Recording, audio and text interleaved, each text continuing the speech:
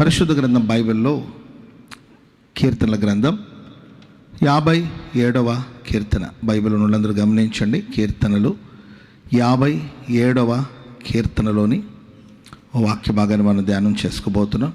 57వ కీర్తన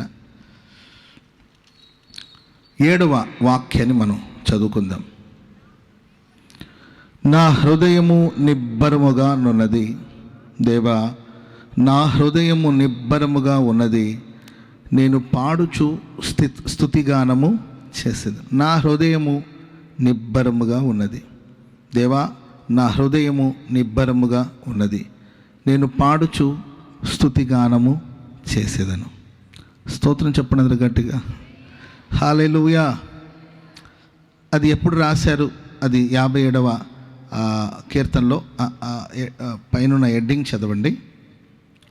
గుహలో దావీదు సౌలు నొద్ద నుండి పారిపోయినప్పుడు, గుహలో దావీదు సౌలు దగ్గర నుండి పారిపోయినప్పుడు అతడు రచించినది ఈ కీర్తన.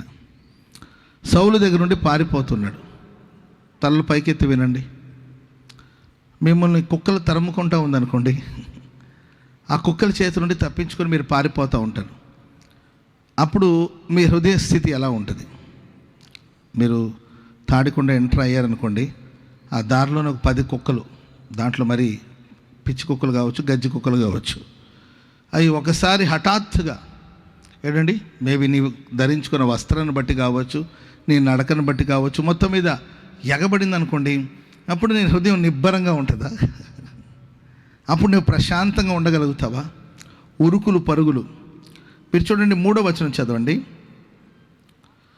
ఆయన ఆకాశం నుండి ఆజ్ఞ ఇచ్చి నన్ను రక్షించును, నన్ను మృంగగోరు వారు దూషణలను పలుకుచు ఉన్నప్పుడు దేవుడు తన కృపా సత్యములను పంపును. నా ప్రాణము సింహముల మధ్య ఉన్నది, మధ్యన నేను పండుకొని ఉన్నాను. వారి దంతములు శూలములు అవి అంబులు, వారి నాలుక వాడిగలిగిన కత్తి. ఇక్కడ చదవబడిన సారాంశం అంతా మనం చదువుతుంటే భయంకరమైన పరిస్థితులు కూడా తన జీవితం సాగిపోతున్నాయి. నా ప్రాణం సింహాల మధ్యలో ఉన్నది, కోపించే మనుషుల మధ్యలో నేను నిద్రిస్తూ ఉన్నాను. వారి దంతములు శూలములు అవి అంబులు, వారి నాలుక వాడిగలిగిన కత్తి. తన చుట్టూ ఉన్న పరిసరం, తన చుట్టూ ఉన్న మనుషుల్ని సింహాలతో పోల్చాడు. ఉద్రేకంతో, కోపంతో అతనికి వ్యతిరేకంగా ఉంటున్న మనుషుల మధ్యలో అతను నివాసం చేస్తున్నాడు. వారి దంతాలని కూడా శూలములుగా ఉన్నాయి, అవి అంబులని, వారి నాలుక వాడిగలిగిన కత్తి అని తన స్థితినంతా కూడా ఆయన వివరిస్తూ వస్తారు. మీరు ఆ తర్వాత ఆ కీర్తన అంతా చదువుకోండి. అక్కడ సౌలు దావీదును తరుముతున్నప్పుడు అతను అనుభవించిన మానసిక క్షోభ, అతని బాధ, అతని వేదన, అవన్నీ మనం చూస్తాం. ఇలాంటి భయానకమైన పరిస్థితిలో దావీదు ఒక చక్కని తీర్మానం చేసుకున్నాడు. ఏంటంటే, నా హృదయము నిబ్బరముగా ఉన్నది దేవా, నా హృదయము నిబ్బరముగా ఉన్నది, నేను పాడుచు స్తుతిగానం చేస్తాను. చెప్పండి కూడా దేవునికి స్తోత్రం చెప్పండి. అందరూ గట్టిగా హల్లెలూయా చెప్పండి. గట్టిగా హల్లెలూయా. వెలుపట ఎన్ని పోరాటాలు ఉన్నా, బయట ఎన్ని పోరాటాలు ఉన్నా, శత్రు ఎన్ని విధాలుగా నిన్ను తరుముతున్నా, నువ్వు కూర్చున్న చోటు, నీవు నిద్రిస్తున్న చోటు, నీవు నివాసం చేస్తున్న చోట సింహాలాంటి మనుషులు చీల్చి చండాడాలని ఒకవేళ నీ వెంటబడుతున్నా, ఇలాంటి భయానకమైన పరిస్థితుల్లో కూడా ప్రేర నిబ్బరముగా, స్థిరముగా, నిబ్బరం అంటే స్థిరముగా ఉండడం, చంచలత్వం లేకుండా ప్రశాంతంగా ఉండడం, ఒక స్థిరమైన అనుభవాలు మనం జీవించడం, మన హృదయం స్థిరముగా ఉండాలని వాక్యం సెలవిస్తుంది. ఎందుకంటే మనం ఆరాధించే దేవుడు శ్రమలన్నింటిలో నుండి మనల్ని విడిపిస్తాడు, రక్షిస్తాడు, కార్యాలు చేస్తాడు. మనం ఆయనకి కృతజ్ఞతాస్తుతులు చెల్లించగలుగుతాం. కనుక సౌలు పలు విధాలుగా దావీదుని తరిమి పట్టుకుని, సౌలు అనేవాడి పేరు, సరే దావీదు అనేవాడి పేరు భూమి మీద లేకుండా చేయాలని సౌలు పలు విధాలుగా ప్రయత్నించాడు. దేశ పరిపాలన విడిచిపెట్టి తన పనులన్నీ కూడా పక్కన పెట్టి దావీదు వెంట తిరుగుతున్నాడు. అజ్ఞానం కాకపోతే ఇంకేంటండి? Praise the lord. మీ పని మీరు జాగ్రత్తగా చేసుకోండి. పక్కన వాళ్ళని చూసి చెప్పండి, మీ పనులు మీరు జాగ్రత్త చేసుకోండి, పక్కన వాడి జోలు ఎందుకు మీకు? Praise the lord. దేవుడు నీకు ఒక కుటుంబం ఇస్తే శుభ్రంగా తిని హ్యాపీగా బ్రతుకు. నీకు ఒక మంచి ఉద్యోగం ఇస్తే ఆ పనిని చక్కగా చేసుకో. నేను దేవుడు మంచి స్థానంలో పెడితే ఆ స్థానంలో ఘనంగా బ్రతుకు. దేవుడు ఒక పట్టణంలో నేను ఒక మంచి స్థాయిలో అక్కడ సంతోషంగా బ్రతుకు. దేవుడు నేను ఇశ్రాయేలు సర్వ సమాజానికి రాజుగా ఉంచినప్పుడు రాజులాగా ఉండాలి కదండి. ఏది ఆ రాజసం, ఏది ఆ రాజరికం ఏంటి? రాజ్యాన్ని పక్కన పెట్టేశాడు, సింహాసనాన్ని పక్కన పెట్టాడు, పరిపాలన పక్కన పెట్టాడండి. దావీదు మీద పగతో, దావీదు మీద కక్షతో దావీదు కొండలకు వెళ్తాడు. దావీదు పరిస్థితి బాగలేక ఆయన కొండలో ఉన్నాడు, లోయలో ఉన్నాడు. సరే, ఆయన స్థితి అది. దావీదు ఎక్కడికి వెళ్తే ఈయన అక్కడికి వెళ్తున్నాడు. దావీదు ఎక్కడున్నాడని తెలుసుకుంటే ఉన్న ఫలంగా బయలుదేరి వెళ్తాడు. రాత్రి నిద్రపోతుంటాడు. అదిగో బాబు, ప్రైజ్ లార్డ్, దావీదు తాడికొండ వచ్చాడంటే వెంటనే బయలుదేరి వెళ్ళిపోతాడు. తాడికొండలో నీకేం పనికి? అదిగో దావీదు రాయిపూడి వచ్చాడంటే అక్కడ పరిగెత్తుకుంటూ వెళ్తాడు. అదిగో దావీదు ఫలానా చోట ఉన్నాడంటే అక్కడ పరిగెత్తుతూ ఉంటాడు. నేనంటాను, ఇలాంటి ఏంటంటే దావీదు వెళుతున్న మార్గమంతలో తరిమి వేధిస్తున్న ఇలాంటి భయానకమైన పరిస్థితులు కూడా దావీదు మాత్రం తన మనసును నిబ్బరంగా ఉంచుకున్నాడు, తన మనసును ప్రశాంతంగా ఉంచుకున్నాడు. ప్రియులారా, పట్టణాన్ని పట్టుకున్న వాడి కంటే తన మనసును స్వాధీనపరుచుకున్నవాడు గొప్పవాడంట. ఆమె చెప్పనది గట్టిగా. నేను 10 పట్టణాలు పట్టుకున్నాను, 100 పట్టణాలు పట్టుకోవడం కాదండి. నీ మనసును నీవు స్వాధీనపరచుకోవాలి. నీ హృదయం నిబ్బరముగా ఉండాలి, నీ హృదయం ప్రశాంతంగా ఉండాలి. అప్పుడే నీ నోట స్తుతిగానం, దావీదు అంటాడు, నేను పాడుచు స్తుతిగానము చేసేదను. ఎవరి నోట స్తుతిగానం ఉంటుంది, ఎవరి నోట కృతజ్ఞత స్తుతి ప్రార్థన ఉంటుంది, ఎవరు దేవుని స్తుతిస్తారు, ఎవరు దేవుని ఆరాధిస్తారంటే వాళ్ళ హృదయం నిబ్బరముగా ఉండాలి, ప్రశాంతంగా ఉండాలి. కాబట్టి ఈ ప్రశస్త రాత్రి, ఈ సభల మొదటి రాత్రి ఒక తీర్మానం చేసుకుంటే, దేవా నా హృదయాన్ని నేను నిబ్బరంగా కాచుకుంటాను. ఆమె చెప్పండి అందరూ గట్టిగా హల్లెలూయా. ఈరోజు చాలామంది జీవితంలో పలు విధమైన కలవరాలు. రాజైన యెహోషాపాతుకి వ్యతిరేకంగా 3 రాజులు పోగై వచ్చారు. 3 రాజులు నీకు వ్యతిరేకంగా పోగయ్యారు అంటే నీ సామర్థ్యం ఏంటో నేను గుర్తుపెట్టుకోవాలి. ఆమెను చెప్పడం గట్టిగా. ఒక చెట్టుకి విపరీతంగా రాళ్ళు రువ్వుతున్నారంటే దాని అర్థం ఖచ్చితంగా ఆ చెట్లో ఏదో మంచి ఫలాలు ఉన్నట్టే అని అర్థం. పుట్టిన వెంటనే తీసుకెళ్ళి నైల్ నదిలో పిల్లల్ని పారేస్తున్నారు అంటే దాని అర్థం విసిరి నైల్ నదిలో పారవేయాలనుకుంటున్నారంటే, యూదులు పిల్లల్ని చంపాలనుకుంటున్నారంటే దాని అర్థం ఏంటంటే వాళ్ళకి తెలుసండి. ఒక కుమారుడు పుట్టబోతున్నాడు, ఒక బాబు పుట్టబోతున్నాడు. అతడు ఇశ్రాయేలు ప్రజలు విమోచిస్తాడు.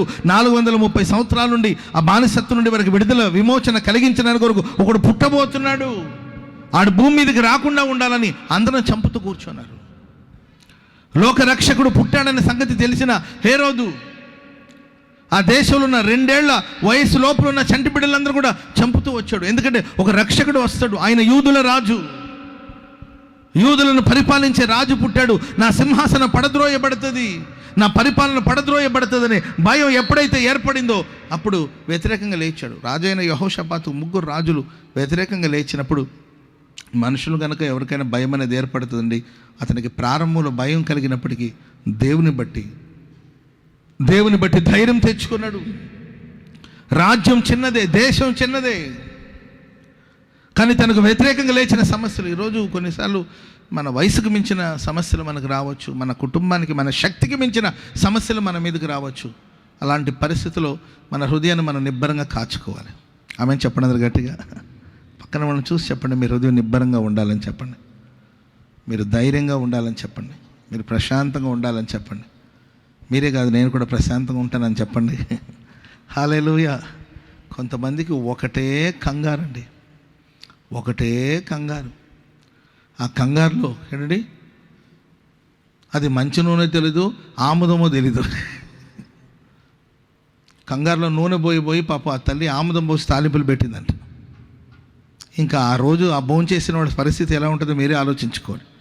కంగారులో తాలింపులో మంచి నూనె పోయి పక్కనే ఆముదం పెట్టి ఉంచిందంట. మరి ఎందుకు ఆముదం అక్కడ ఎందుకు వచ్చిందో నాకు తెలియదు.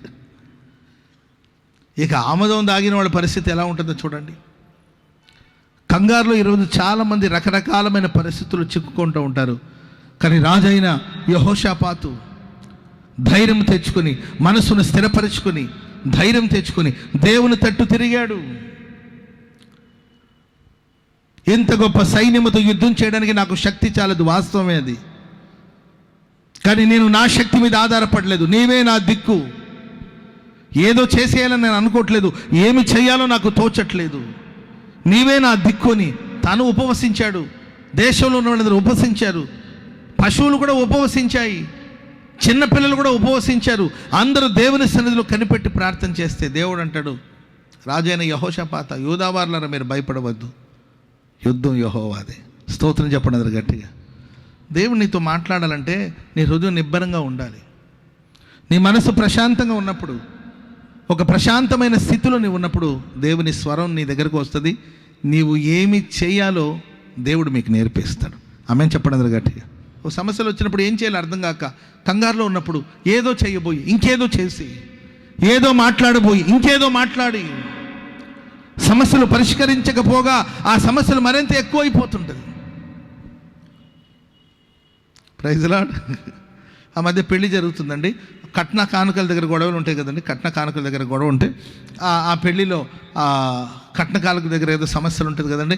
తాళి కట్టాలనుకున్నాడేమో, నేను కట్నం ఇచ్చేంత వరకు తాళి కట్టిన అన్నాడంట.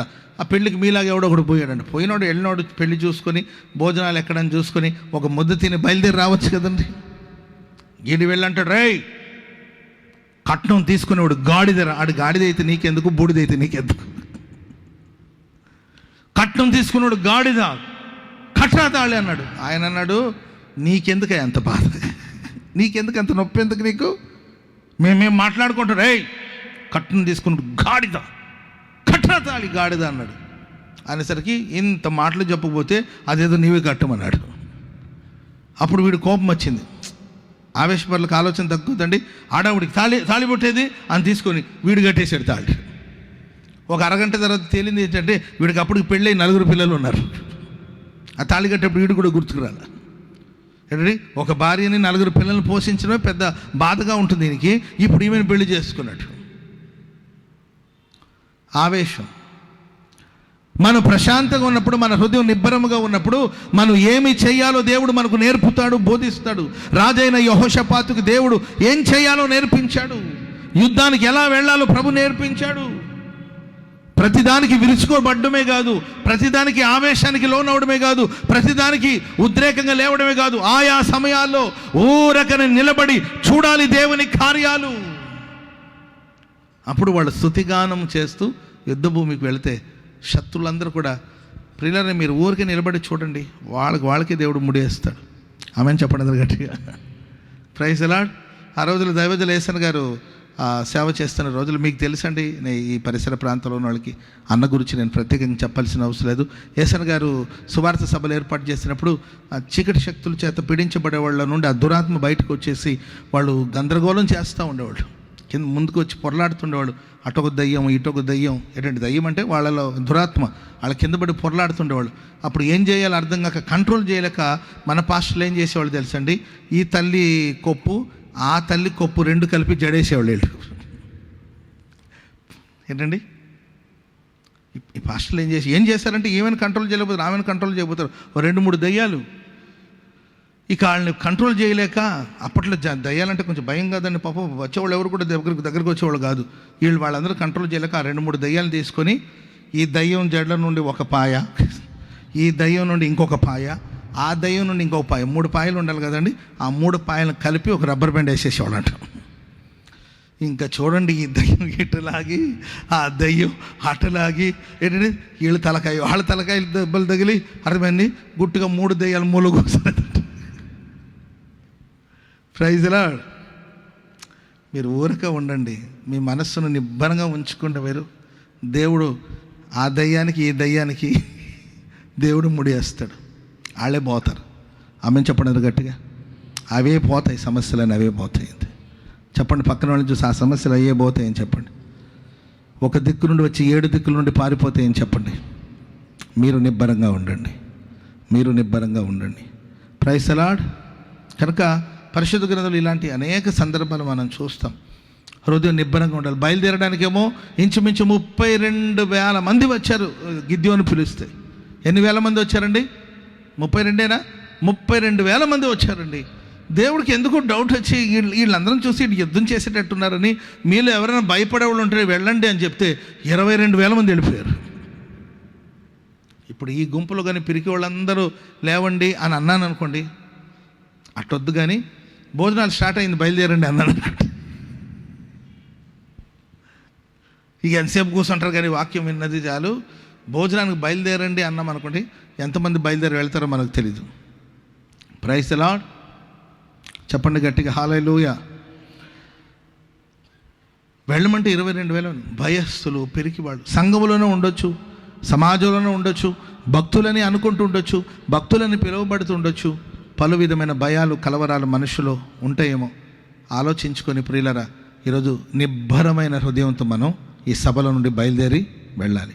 ఆమెను చెప్పండి అందరూ గట్టిగా గట్టిగా హల్లెలూయా హల్లెలూయా. రాయపూడిలో ఒక ఆయన ఉంటాడండి, ఆయన తాడికొండకు వస్తుంటాడు. రాయపూడిలో ఒక ఆయన ఉన్నాడు, తాడికొండకు వస్తున్నాడంట. వస్తుంటే ఈ రాయపూడికి తాడికొండకు మధ్యలో సమాధులు ఉన్నాయంట. ఉంటుంది, ఎందుకు ఉండవండి, సమాధులు ఉన్నాయంట.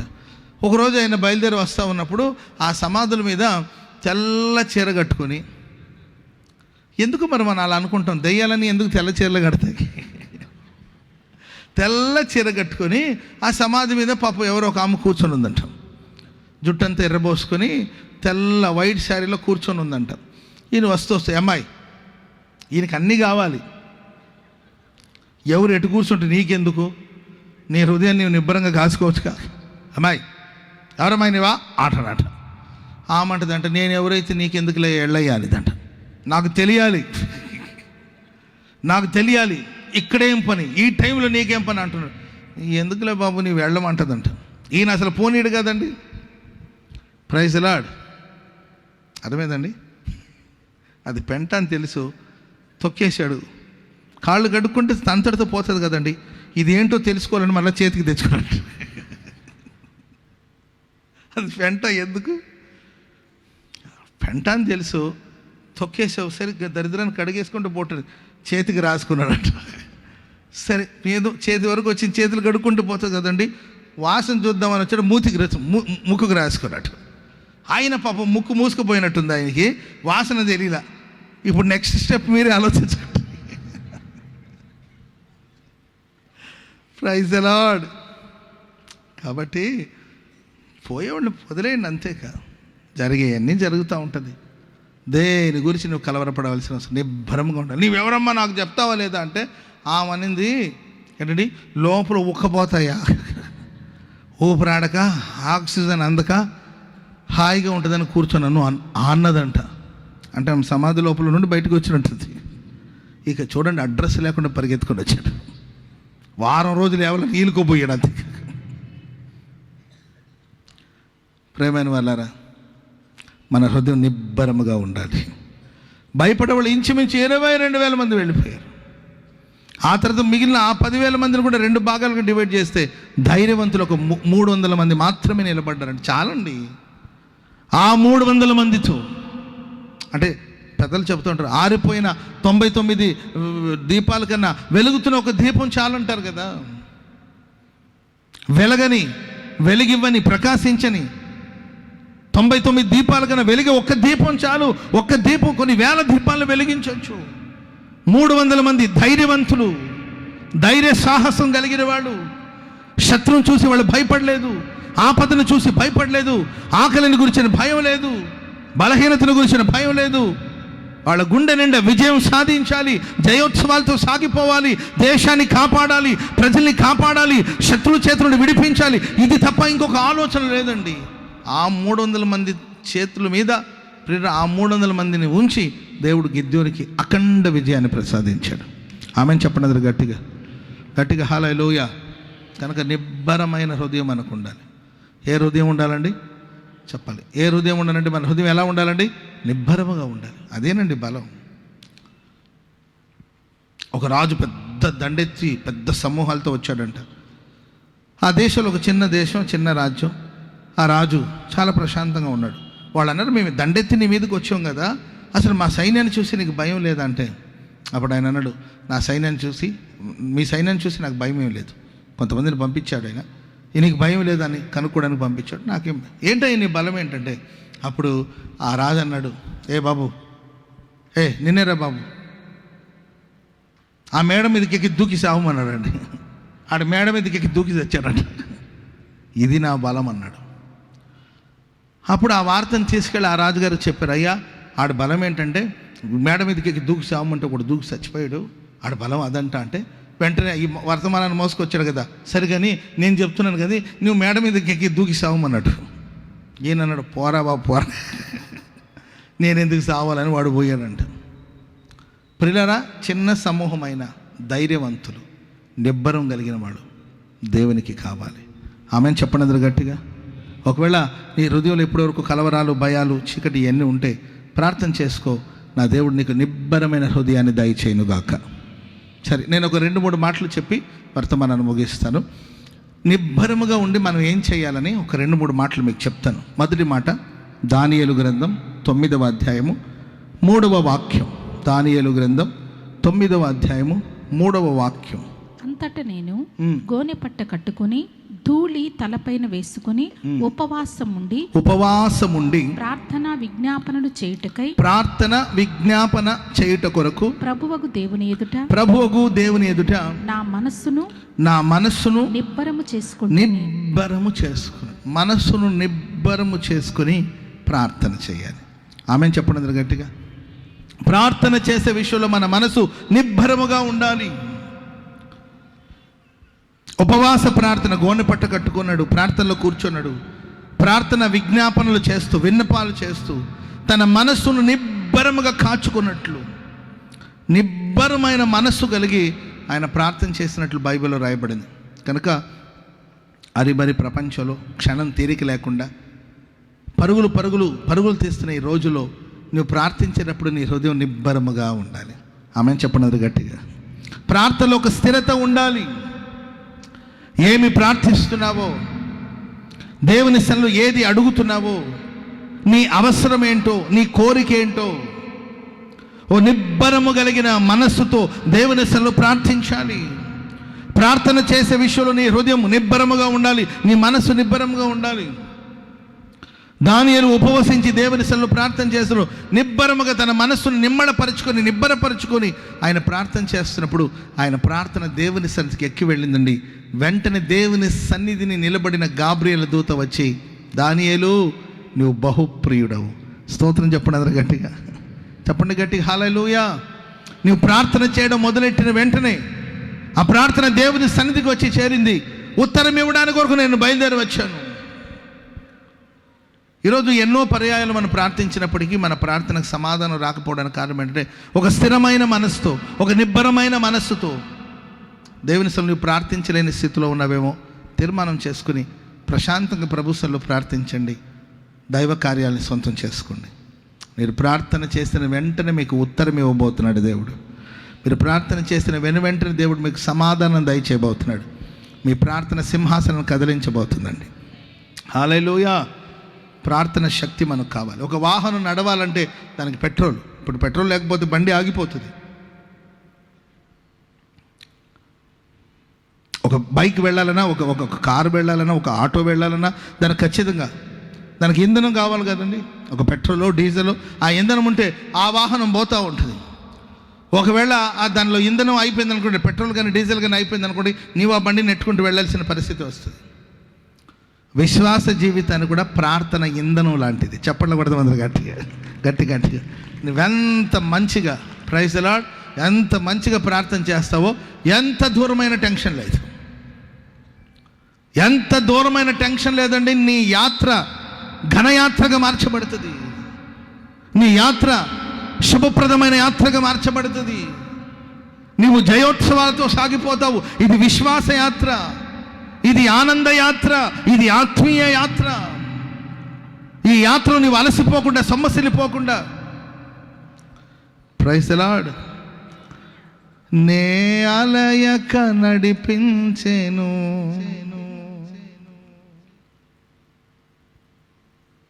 యేసయ్యా నా ప్రాణమా, ఘనమైన స్తుతిగానమా, బుద్ధమైన ఆశ్రయమైన నన్ను నీడగా వెంటాడెను, నే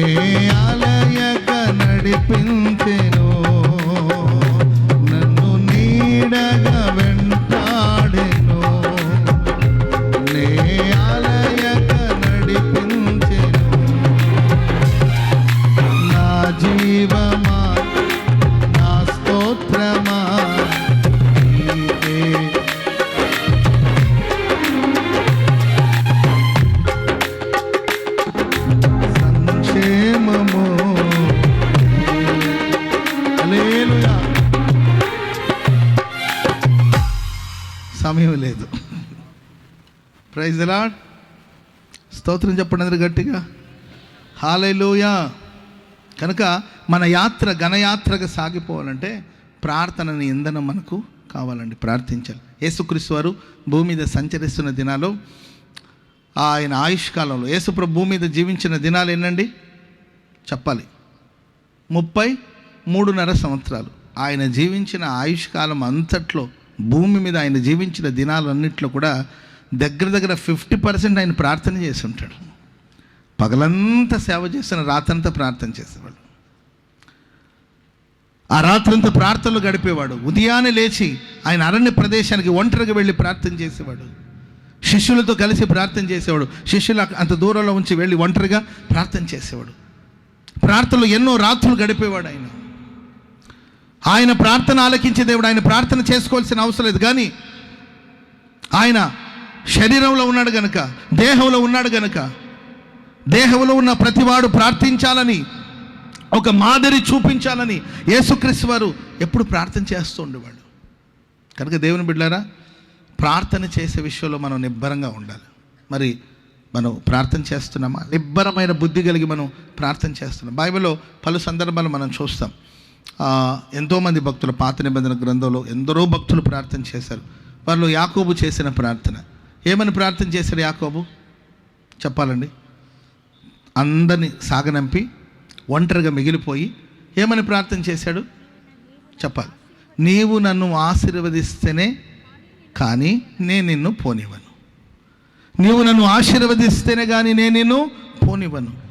నేను ఆశీర్వదించబడాలి. ఆమెను చెప్పండి గట్టిగా. ప్రభువా, రాహేల్ని కాపాడండి ప్రభువా. లేయా గుడ్డిదైనా మంచిదయ్యా, దాన్ని కూడా కొంచెం కాపాడుకో ప్రభువా. ఇతరు దాసులు ఉన్నారు ప్రభువా, వాళ్ళే ఈ రోజు నాకు దోశలు వేసి ఇచ్చేది. ఆ దాసులు కూడా కొంచెం కాపాడయ్యా. మా అన్న అసలు కోపంతో వస్తున్నాడయ్యా. ఆ కోపిష్ఠుడు కోపం తగ్గిపోవాలయ్యా. వాడు లారీ కింద పడితే మంచిదయ్యా. ఇది కాదు. ఇలా ప్రార్థన చేసే వాళ్ళు కూడా ఉంటారు. ఓ తల్లి ఉండేది కృష్ణా జిల్లాలో, పామర్ అన్న ఒక చోట ఒక తల్లి ఉండేది. దేవుని తల్లి ఇప్పుడు లేదు, మన శిరీషకు తెలుసు అనుకుంటా. పామర్లో ఒక తల్లి ఉండేది, కరుణమ్మ అని. పేరే కరుణమ్మ కానీ పాపం మంచిదే, పాపం వేరుగా కదండి. ఆమె ఎప్పుడు ప్రార్థించి కాల్చేయి, నరికేయి, చంపేయమంటుండేది. ఏంటమ్మా ఎప్పుడు చూస్తున్నా కాల్చేయి, చంపే, కాల్చేయి, హో కాల్చేయి అంటుండేది. ఎవరిని కాల్చాలో నాకు అర్థం కాదు. అమ్మ ఎవరిని కాల్చమంటున్నావు అంటే సైతాన్ గడయ్యా. ఓహో ఆయన అయితే పర్వాలేదు రండి. ఎప్పుడు ప్రార్థనలు కూర్చొని మంచి ప్రార్థన పర్రాలి ఆ తల్లి, పాపం వేరుగా అనుకుంటుంది, మంచి తల్లి ఏంటండి. ఎప్పుడు ప్రార్థన చేస్తా, కాల్చేయి, చంపేయి ప్రభువా, నరికేయి, తొక్కేయి ప్రభువా ప్రార్థన చేసేవాళ్ళు. యాకోబు అలా ప్రార్థన చేయలేదు. ప్రభువా వాళ్ళని కాల్చేయి, మా అన్నని చంపేయి, మా అన్నను భూమి మీద లేకుండా చేసే ప్రభు, వాడు ఉంటేనే కదా దరిద్రుడు, వాడి వల్లనే కదా ఈ సమస్య అంతా, వాడు లేకుండా చేయి, వాడి వల్ల ఎవడికి ఇవేమేం చేయలేదండి. దేవా నన్ను ఆశీర్వదించు. ఆమెను చెప్పండి గట్టిగా. ఈ ప్రార్థన చేసుకోండి చాలు, ఆశీర్వాదాలు అన్నీ ఉన్నాయి. ఆమెను చెప్పండి గట్టిగా. అప్పుడప్పుడు నాకు కొన్ని బుట్టలు తెస్తూ ఉంటారు. ఆ బుట్ట మీద కవర్లు కప్పేసి ఒక బుట్ట లాంటిది తెస్తారు. ఏం బుట్ట అంటే పండ్ల బుట్ట. అది ఏం బుట్ట అండి? పండ్ల బుట్ట. ఆ బుట్ట ఓపెన్ చేస్తే దాంట్లో అరటి పండు ఉంటుంది, దాంట్లో బత్తాకాయలు ఉంటాయి, దాంట్లో యాపిల్ పండు ఉంటుంది, అది గ్రేప్స్ ఉంటాయి దాంట్లో, ఆ తర్వాత కమలా పండు ఉంటుంది. అన్నిటిని ఒక గంపలో పెట్టి దాని మీద ఒక కవర్ కప్పేసి దాని మీద ఒక రిబ్బన్ కట్టేసి నాకు బహుమతులుగా వేస్తూ ఉంటారు. ఆ గంపలో అన్ని రకాలైన ఫలాలు ఉంటాయి. ఆమెను చెప్పండి గట్టిగా. ఆశీర్వాదం కూడా అలాంటిదండి. నీవు ఆశీర్వదించబడ్డావు అనుకోండి, ఆ ఆశీర్వాదాలు నీకు కావలసిన అన్నీ ప్రభు సమకూర్చి ఇవ్వబోతున్నాడు. చెప్పండి కూడా మంది గట్టి గట్టి గట్టి. నువ్వు నా భార్యను కాపాడు, నా పిల్లల్ని కాపాడు అని ప్రార్థించిన కన్నా నన్ను ఆశీర్వదించండి, నీవు నన్ను ఆశీర్వదించండి అని అడిగితే ఆశీర్వాదాలు సమస్తం వస్తుంది. నీ సర్వ ప్రయత్నాలు దీవించబడుతుంది, నీ పిల్లలు దీవించబడతారు, నీ కుటుంబం దీవించబడుతుంది, నీ మార్గాలు నీవు కాపాడబడతావు, నీ మనస్సు ప్రశాంతంగా ఉంటుంది. ఆయన ఆశీర్వాదం కాపుదలను ఇస్తుంది, ఆయన ఆశీర్వాదం ఐశ్వర్యాన్ని ఇస్తుంది, ఆయన ఆశీర్వాదం సమాధానాన్ని ఇస్తుంది. అన్ని దాంట్లో దాగి ఉంటుంది. పాత నిబంధన గ్రంథంలో ఆశీర్వాదం అని చూస్తాం, క్రొత్త నిబంధనల ప్రియులరా ఆశీర్వాదాన్ని మనం కృప అని పిలుస్తాం. ఆమెను చెప్పడం గట్టిగా. నువ్వు కృప పొందుకుంటే చాలండి, ఆ కృపలో సమస్తం ఉంటుంది. ఆమెను చెప్పడం గట్టిగా. కృప ద్వారా రక్షించబడతావు, కృప ద్వారా నువ్వు ఆదరించబడతావు, కృప ద్వారా నువ్వు బలవంతులుగా మార్చబడతావు, కృపలో నువ్వు స్థిరంగా ఉంటావు, కృపలో ఎన్నో శ్రేష్టమైన ఆశీర్వాదాలు ఉన్నాయి. అందుకొరకే క్రొత్త నిబంధన భక్తులమైన మన ప్రభువా నీ కృపను నాకు దయచేయండి. ఈ ముళ్ళు నా ఎదు నుండి తీసివేయమని పౌలు గారు ప్రార్థన చేస్తున్నప్పుడు దేవుడు ఒకటే మాట అన్నాడు, నా కృప నీకు చాలును. ఆమెను చెప్పడం గట్టిగా. ముళ్ళు తీస్తాను, ముళ్ళు ఉంచుతాను, ఇవన్నీ ఏం చెప్పలా. ఏ ముళ్ళు ఎక్కడ గుచ్చుకునింది, సెప్టిక్ అయిందా, ఇవేం అడగల. నా కృప నీకు చాలు. కనుక దేవుని బిడ్డలారా ప్రార్థనలు నిబ్బరంగా ఉండండి. నీ కృప కావాలి, నీ ఆశీర్వాదం కావాలని కోరుకోండి. ప్రియులరా ఆ ప్రార్థనకు దేవుడు వెనువెంటనే సమాధానం దయచేస్తాడు. ప్రైజ్ ది లార్డ్, హల్లెలూయా. నిర్గమకాండంలో ఇంకొక మాట ఉంటుంది, తర్వాత చదువుకోండి. దైవజనుడైన మోషే గారు దేవుని సన్నిధిలో ప్రార్థన, నీ మార్గమును నాకు తెలపండి. ఏమని అడిగాడండి? నీ మార్గమును నాకు తెలియచేయండి. నీ కటాక్షం నా మీద ఉన్న ఎడల, నీ కటాక్షం నాకు కలుగునట్లు దయచేసి నీ మార్గమును నాకు చెప్పండి ప్రభువా. మనం చేయవలసిన ప్రార్థన ఏం తెలుసండి? దేవా నీ మార్గం లేకపోతే నీ చిత్తము నాకు బయలుపరచండి. ఆమెను చెప్పడం గట్టిగా. ఆయన చిత్తానుసారముగా మనం ఏది అడిగినా దేవుడు మనకిస్తాడు. నేను చాలా సందర్భాల్లో గమనిస్తూ ఉంటానండి. మనం చాలా సందర్భాల్లో మనం చూస్తాం. నేనేదో ఒక మాట అంటాను, చాలా సందర్భాలు ఉంటుంది. నేనేదో ఒక మాట అంటాను, అదే మాట అవతల వాళ్ళు కూడా అంటుంటారు. నేనేదో ఇవ్వాలనుకుంటాను, అదే అవతల వ్యక్తి అడుగుతూ ఉంటాడు. నా మనసులో ఏదో ఒకటి అనుకొని ఉంటాను. సో నా మనసును ఎరిగిన వాళ్ళు, నా చిత్తం ఎరిగిన వాళ్ళు, నేను ఏదైతే చెప్పాలనుకుంటానో ఆటోమేటిక్గా వాళ్ళ దగ్గర కూడా అదే సమాధానం వచ్చినప్పుడు నేను ఆశ్చర్యపోతుంది. బ్రదర్ నేను కూడా ఇదే చెప్పాలనుకున్నానంటే అవునన్నట్టయితే ఇది దేవుని చిత్తం. స్తోత్రం చెప్పండి అందరూ గట్టిగా గట్టిగా. హల్లెలూయా. మోషే అంటున్నాడు, ప్రభువా ఇశ్రాయేలు సర్వ సమాజాన్ని నేను పాలు తేనెలు ప్రవహించే దేశానికి తీసుకెళ్ళాలి, నీ మార్గం నాకు తెలియచేయండి, నీ చిత్తమును నాకు తెలియచేయండి అని ప్రార్థన చేసుకున్నట్లు లేఖనాల్లో మనం చూస్తున్నాం. కనుక మనం నిబ్బరం కలిగిన బుద్ధితో ప్రభు సన్నిధిలో ప్రార్థన చేయాలి. ఒకటి, ఆయన ఆశీర్వాదం కొరకు మనం ప్రార్థించాలి. రెండవదిగా ఆయన మార్గం కోసం మనం ప్రార్థన చేయాలి. ఇంకా బైబిల్లో మనం చదివితే హన్నా ప్రార్థన మనం చూస్తామండి. ఆమె ఏమని ప్రార్థన చేసింది? దేవా నీవు నాకు ఒక కుమారుని దయచేస్తే, నీవు నాకు ఒక కుమారుని దయచేస్తే ఆ కుమారుని నేను నీకే అందిస్తాను. హల్లెలూయా. స్తోత్రం చెప్పండి గట్టిగా. హల్లెలూయా. ఎవరి రాజ్యం వాళ్ళది, వాళ్ళ రాజ్యం వాళ్ళది, మన రాజ్యం మనది. ఆయన నిబ్బరం కలిగి. Praise the lord. చెప్పండి గట్టిగా హల్లెలూయా. మన ప్రార్థనలు ప్రియులరా మన అవసరాలే కాదు. చూడండి ఆమె ఎంత అద్భుతమైన, నీవు నాకు ఒక కుమారుని ఇస్తే దావీదు హన్నా ప్రార్థన చేస్తుంది, ఆ కుమారుని నేను నీకు ప్రతిష్ఠిస్తాను. అంటే మన ప్రార్థనలో నేను బాగుండాలని కోరుకోవడమే కాదు, ప్రభువా నీ నామం కూడా మహింపరచబడాలి. నువ్వు నాకు కుమారుని ఇచ్చావనుకో, ఆ కుమారుని నేను మరలా నీకే దయచేస్తాను. స్వార్థపూర్తి ఏ రోజైనా మనం ఇలా ప్రార్థన చేసామా? ప్రభువా నన్ను దీవించు, నాకు ఇవ్వండి, నన్ను ఆశీర్వదించండి, నేను బాగుండాలి, నేను క్షేమంగా ఉండాలని కోరుకోవడమే కాకుండా నువ్వు నాకు కుమారుని ఇస్తే ఆ కుమారుని నేను నీకే సమర్పిస్తాను. హల్లెలూయా. అలా ప్రియులరా మన దేవునికి ఉపయోగపడేటట్లుగా, దేవుని మహిమార్థమై, దేవుని నామ మహిమపరచబడేటట్లు మనం ప్రార్థించేవారుగా మార్చబడాలి. దానియేలు భక్తుడు అంటున్నాడు, నేను ప్రార్థన విజ్ఞాపనలు చేయుటకు నా మనసును నిబ్బరము చేసుకుంటుంది. సో ప్రార్థన చేసే విషయంలో మీరందరూ నిబ్బరంగా ఉండండి, ప్రార్థించండి. ప్రియులారా మన ప్రార్థన వృధా కాదు, మన ప్రార్థన వ్యర్థం కాదండి. ఖచ్చితంగా మన ప్రార్థన వెళ్ళి సింహాసనాన్ని తాకుతుంది, మహిమ కలిగిన ఆశీర్వాదాన్ని తీసుకొస్తుంది. ప్రార్థన అనేది సింహాసనం లేకపోతే పరలోకపు యొక్క తాళపు చెవి. అది నువ్వు ఇక్కడ ప్రార్థన చేస్తే పరలోకపు ద్వారాలు తెరవబడుతుంది. ఆమెను చెప్పడం గట్టిగా. ద్వారాలు తెరవడమే కాకుండా అనేక శ్రేష్టమైన ఆశీర్వాదాన్ని మోసుకుంటూ వస్తుంది. రెండో మాట చెప్తాను, త్వరగా చదవండి. కీర్తన గ్రంథం 27వ కీర్తన 14వ వచనం. ఫాస్ట్గా చదవండి. కీర్తనలు 27వ కీర్తన 14వ వచనం. యెహోవా కొరకు కనిపెట్టుకుని ఉండుము. యెహోవా కొరకు కనిపెట్టుకుని ఉండుము. ధైర్యము తెచ్చుకుని నీ హృదయమును నిబ్బరముగా ఉంచుకొనుము. యెహోవా కొరకు కనిపెట్టుకుని ఉండుము. ప్రియులారా, చదవబడిన మాటలో నీ హృదయమును నిబ్బరముగా ఉంచుకొని యెహోవా కోసం కనిపెట్టాలి. ఎవరి కోసం కనిపెట్టాలండి? యెహోవా కొరకు ఎదురు చూచువారు నూతన బలాన్ని పొందుతారు. పక్షిరాజు వలె వాళ్ళు రెక్కలు చాపి పైకి ఎగురుతారు. ఆలయక పరిగెత్తుతారు, సొమ్మసిల్లక నడిచిపోతారు. యెహోవా కొరకు కనిపెట్టాలి. యెహోవా కొరకు ఎదురు చూడాలి. ప్రియులారా, ఏ విషయంలో నువ్వు నిబ్బరంగా ఉండాలంటే ఆయన కోసం ఎదురు చూస్తున్నావా, ఆ విషయంలో నువ్వు నిబ్బరంగా ఉండు. దేవుని కోసం కనిపెడుతున్నావా, దేవుని కోసం ఎదురు చూస్తున్నావా, ఆ విషయంలో నువ్వు నిబ్బరంగా ఉండమని వాక్యం సెలవిస్తుంది. నేను వస్తాను, బలిపీఠం కడదాము, బలిని అర్పిద్దాము, ఆ తర్వాత యుద్ధానికి బయలుదేరదాము అని చెప్పి సమూయేలు సౌలు గారికి చెప్పడం జరిగింది. సమూయేలు రావడం కొంచెం ఆలస్యమైందండి, కానీ కనిపెట్టలేకపోయాడు సౌలు. సమూయేలు వచ్చేంత వరకు ఆయన కనిపెట్టలేకపోయాడు. పరిస్థితి ఎలాగైనా ఉండొచ్చు. శత్రులు మీద పడిపోతారనే భయం ఒకవైపున, జనం చెదిరిపోతున్నారనే భయం మరి ఒకవైపున. ప్రియులారా, కంగారు పడిపోయాడు, తొందరపడిపోయాడు సౌలు. తద్వారా ఒక దైవ సేవకుడు చేయవలసిన పని, ధూపం వేయడం, బలి అర్పించడం, ఒక దైవ సేవకుడు చేయవలసిన పని తొందరపడిపోయి ఆవేశానికి లోనైపోయి సాహసించి సమూయేలు రాక మునుపు, సమూయేలు రావడం కొంచెం ఆలస్యమైంది, ఆయన త్వరపడి బలి అర్పించడం వల్ల ప్రియులారా సౌలు రాజ్యం నిలబడలేదండి.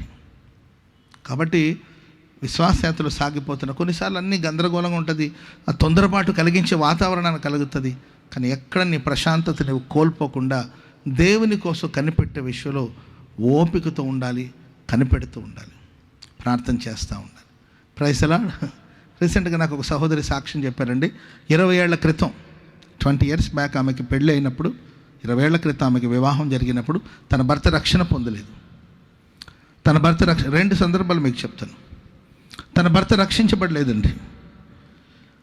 రక్షణ పొందకపోతే ప్రార్థన చేసుకోవడానికి అవకాశం లేదు ఆ సహోదరికి. కానీ ఆమెకు ఒక నమ్మకం ఉంది, పట్టుదల ఉంది. ఏదో ఒక రోజు ఖచ్చితంగా నా యజమానుడు మారుతారు, రక్షించబడతారని ఆశతో ఆమె ప్రతిరోజు బాత్రూంలో కూర్చొని అక్కడ ప్రార్థన చేసేదండి. ఎందుకంటే ఇంట్లో ప్రార్థన చేసే అన్నిల కుటుంబంలో చాలా కష్టాలు ఉంటాయి, చెప్పినంత ఈజీ కాదు. ఏమ్మా వింటున్నావా?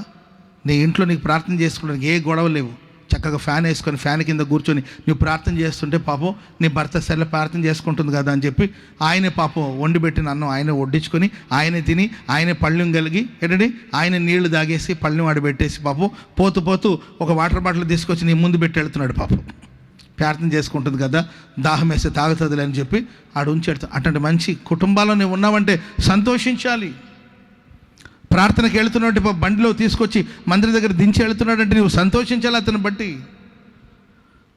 ఆ సిస్టర్ గారికి ప్రార్థన చేసుకోవడానికి అవకాశం లేకపోతే బాత్రూంలో కూర్చొని వాష్రూమ్ ట్యాప్ తిప్పేస్తే ఆ నీళ్లు అని సౌండ్ వినబడుతుంటే ఆ సౌండ్ ఈమె ప్రార్థన ధ్వని బయటకు వినబడకుండా కన్నీళ్లతో ప్రార్థన చేసుకునేదంటండి. ఆ బాత్రూంలో కూర్చొని ఆమె చేసే ప్రార్థన ఆకాశమందు దేవుడు ఆలకించాడు. ఆమె చెప్పండి అది గట్టిగా. ఆ తర్వాత చిన్నగా ఆమె ప్రార్థన చేస్తుందనే సంగతి భర్తకు తెలిసింది.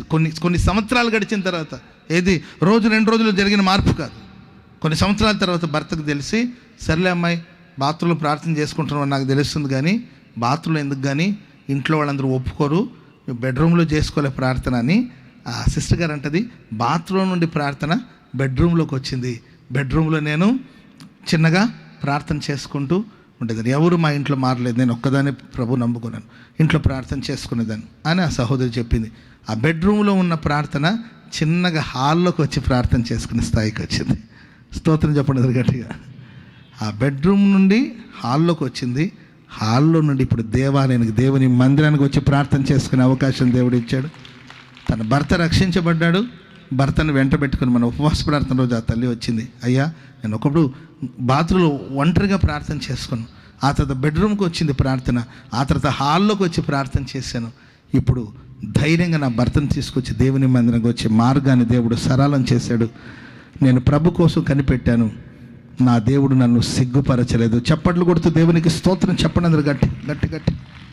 నిబ్బరము కలిగి యెహోవా కొరకు కనిపెట్టాలి, దేవుని కోసం కనిపెట్టాలి. ఈరోజు దేవుని కోసం కనిపెట్టే అనుభవాలు ఉన్నాయా? దేవుని కోసం ఎదురు చూసే అనుభవాలు ఉంటున్నాయా? 38 సంవత్సరాల నుండి బెతెస్దా కోనేరు దగ్గర 38 సంవత్సరాల నుండి పడి ఉన్నాడు, కానీ ఒక నిరీక్షణ ఉంది, ఏదో ఒక రోజు వస్తుంది, ఆ రోజు రక్షకుడు నన్ను వెతుక్కుంటూ వస్తాడు, నా స్థితి మారుతుంది, నా బ్రతుకు మారుతుంది, నా జీవితం మారుతుందని ఎదురు చూశాడు. ప్రైజ్లాడు. తన నిరీక్షణ భంగం కాలేదండి. అతని కోసమే ప్రభు వచ్చాడు. ఆమేన్ చెప్పండి అందరూ గట్టిగా. అందరూ యెరూషలేముకి పండగ కోసం వెళుతున్నారండి. యేసయ్య 38 సంవత్సరాల నుండి కనిపెడుతున్నాడు. ఏదో ఒక రోజు నీళ్లు కదిలించబడతాయి, ఆ రోజు నేను వెళ్ళి నీళ్లలో దిగుతాను, ఆ రోజు నేను స్వస్థత పొందుతాను, లేచి నా పరిపెత్తుకొని నడుస్తాను, నేను బాగుపడతానని 38 ఏళ్ళ నుండి వేచి ఉన్నాడు, ఎదురు చూస్తున్నాడు, కనిపెడుతున్నాడు అండి. తన నిరీక్షణ పాడైపోలేదండి. దేవుడు తను సిగ్గుపరచలేదు. అతని కోసం యేసే వచ్చాడు. ఆమేన్ చెప్పండి అందరూ గట్టిగా. నువ్వు కనిపెడతా ఉంటే నీకోసం ప్రభు వస్తాడు. ప్రభు నీకోసం రాబోతున్నాడు. కానీ నిబ్బరం కలిగి నువ్వు కనిపెట్టాలి. 10 పట్టణానికి అధిపతి అంట. ఏదో సేనా దయ్యం పట్టినోడు ఉన్నాడు కదండి. 10 పట్టణానికైనా అధిపతి కామన్ మ్యాన్ అనుకున్నారేమో మీరు.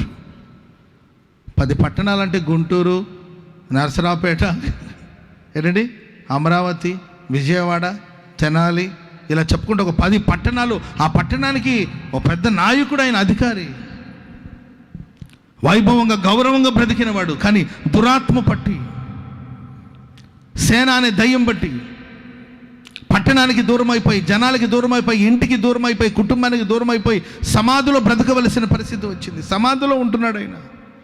ఇంట్లో ఉండవలసిన వాడు సమాధిలో కూర్చోవలసిన పరిస్థితి వచ్చింది. గాయాన్ని కట్టగలిగిన స్థాయిలో ఉన్నవాడు తనను తాను గాయపరుచుకునే స్థితికి వచ్చాడు. సంకెళ్లతో అతను బంధించేశారు. ఆ సంకెళ్లను తెంచుకొని భయానకమైన పరిస్థితి. అతని కోసం యేసయ్య వెతుక్కుంటూ వచ్చాడు. ఆమేన్ చెప్పండి అందరూ గట్టిగా. ఈరోజు కుటుంబానికి దూరం అయిపోయావా? ప్రేమకు అభిమానానికి దూరం అయిపోయావా? ఆప్యాయత కరువు అయిపోయిందా? గౌరవంగా ఘనంగా బ్రతకవలసిన నీ జీవితం దయనీయంగా మారిపోయిందా? నేను విశ్వసిస్తున్న నిశ్చయముగా ఈ రాత్రి నేను వెతుక్కొని రాబోతున్నాడు అండి. నా దేవుడు నిన్ను వెతుక్కొని రాబోతున్నాడు. నీ స్థితిని ప్రభు మార్చబోతున్నాడు. బంధకాల నుండి నిన్ను విడిపించబోతున్నాడు. నువ్వు దేని కొరకు కనిపెడుతున్నావు? నీ నిరీక్షణతో, ధైర్యంతో, నిబ్బరం కలిగి నువ్వు కనిపెట్టగలిగితే నువ్వు కోరిన రేవుకు నా దేవుడిని నడిపించబోతున్నాడు. హల్లెలూయా. 3వ మాట తొందరగా చదవండి. యెహోషువ గ్రంథం 1వ అధ్యాయం 7వ వచనం. యెహోషువ గ్రంథం 1వ అధ్యాయం 7వ వచనం. అయితే నీవు నిబ్బరము కలిగి జాగ్రత్తపడి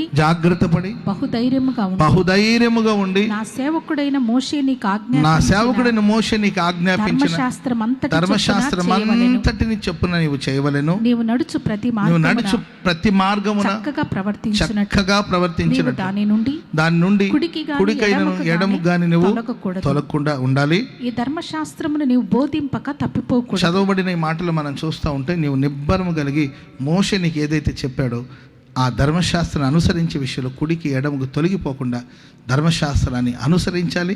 అది వారికి అనేకులకు నీవు బోధించాలి. ఆమేన్ చెప్పడం గట్టిగా. 3వదిగా మనం దేంట్లో నిబ్బరంగా ఉండాలంటే వాక్యాన్ని అనుసరించే విషయంలో. మోషే ఇచ్చిన ధర్మశాస్త్రం వాక్యాన్ని అనుసరించే విషయంలో కుడికైన ఎడమకైనా నీవు తొలగిపోకూడదు. నీవు అనుసరించాలి, నీ కుటుంబానికి దాన్ని బోధించాలి. ఆమేన్ చెప్పండి గట్టిగా.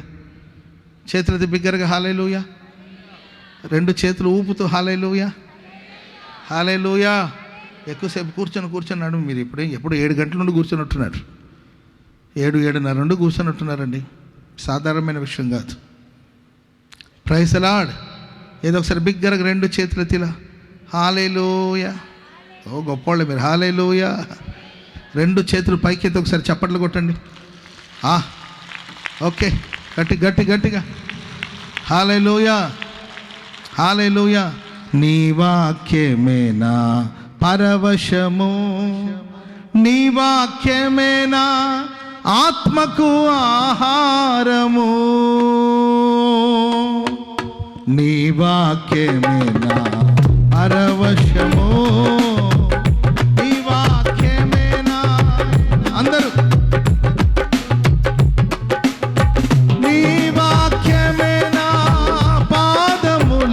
దీపము, నీ వాక్యమేనా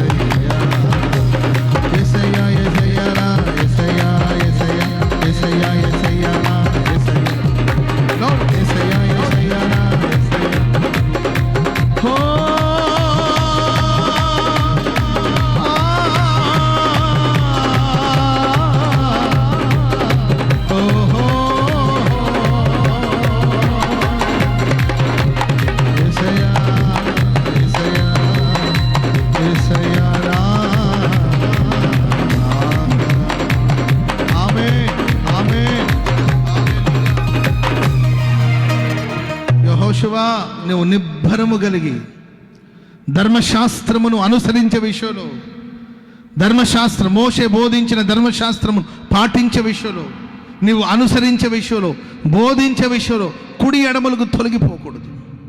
బైబిల్ చెప్తుంది, దుష్టుల ఆలోచన చెప్పు నడవక, పాపుల మార్గాన నిలవక, అపహాసకులు కూర్చుండే చోటున కూర్చుండక, యెహోవా ధర్మశాస్త్రమందు ఆనందించుచు దివారాత్రులు ధ్యానించేవాడు ధన్యుడు. స్తోత్రం చెప్పండి గట్టిగా. అతను నీటి యోరాన నాటబడినదై ఆకు వాడక తన కాలమందు ఫలమిచ్చు చెట్టు వలె ఉంటాడు. దుష్టులు పొట్టు వలె ఉంటారు, నీతిమంతులు ఫలించు చెట్టు వలె ఉంటారు. ఆమేన్. ఎవరు నీతిమంతులు అంటే ధర్మశాస్త్రం అది ఆనందం. వాక్యం అంటేనే కొంతమందికి నిద్ర వస్తుంది, వెంటనే గుర్తుపెట్టుకో. కొంతమంది అన్న నాకు అన్నం సహించట్లేదన్నా, అసలు అది ఎంత మంచి ఆహారమైనా చూస్తే నాకు వామిటింగ్ వచ్చేస్తుంటుంది అంటే డాక్టర్లు అంటారు కడుపు చెడిపోయినట్టుంది, ముందు వెళ్ళి వైద్యం చేయించుకోమంటారు. కొంతమందికి ఫుడ్ చూస్తేనే తినబుద్ధి కాదు, బ్రేక్ఫాస్ట్ తినబుద్ధి కాదు, మధ్యాహ్నం అన్నం తినబుద్ధి కాదు, సాయంత్రం అన్నం తినబుద్ధి కాదు, అసలు ఆకలి అనిపించట్లేదు, అరగట్లేదు, గుండెల మీదే ఉన్నట్టు ఉంటుంది అని ఏదో చెప్తూ ఉంటారు. ఓహో స్టమక్లో ఏదో ప్రాబ్లం ఉన్నట్టుంది, వెంటనే మీరు వైద్యం చేసుకోండి అంటారు. వాక్యం కొంతమందికి సహించదు. వాక్యం స్టార్ట్ అప్పటిదాకా చప్పట్లు కొట్టి ఏసయ్య అంటారా, వాక్యం స్టార్ట్ చేయగానే అప్పుడే బ్యాగ్ తగిలించుకొని బయలుదేరుతూ ఉంటుంది. ఏంటమ్మా అంటే అర్జెంట్ పని ఉంది పాస్టర్ గారు అని వెళ్ళిపోతుంటుంది. సాతానుగాడు వాక్యాన్ని విననివ్వడు, వాక్యాన్ని అనుసరించనివ్వడు, వాక్యాన్ని పాటించనివ్వడు. మారు మనసు పొందండి, ఇది దేవుని ఆజ్ఞ. బాప్తిస్మం పొందండి, ఇది దేవుని ఆజ్ఞ. మారు మనసు పొందాలి, ఇది దేవుని ఆజ్ఞ. మారు మనసుకు తగిన ఫలాలు ఫలించాలి. లేని ఎడల చెట్టు వేరున గొడ్డలి పెట్టబడి ఉన్నదని వాక్యం సెలవిస్తుంది. మారు మనసు పొంది బాప్తిజమం పొందాలి, ఇది దేవుని ఆజ్ఞ. దీని విషయంలో సందేహించకూడదండి. నిబ్బరం కలిగి దేవుని వాక్యాన్ని మనం అనుసరించాలి. ఆమె చెప్పండి గట్టిగా.